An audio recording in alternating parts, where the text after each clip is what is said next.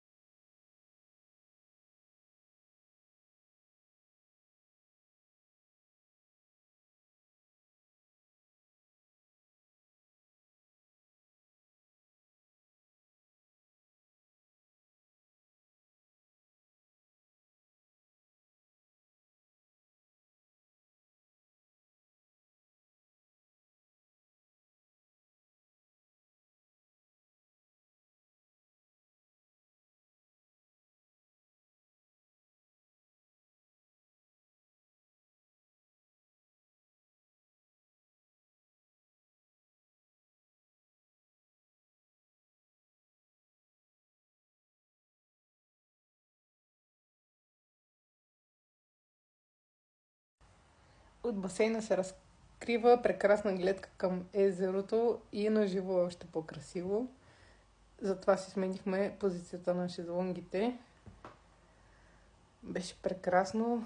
Починахме си напълно. Тук се мръща на слънцето, защото очилата са ми в краката. Ето и колко красив е басейна. Водата е гореща и наистина много се наслаждавахме на този прекрасен следобед. Следобеда постепенно премина във вечер и си тръгнахме доста късно и доста потъмно, но беше прекрасно. Това е. Чао!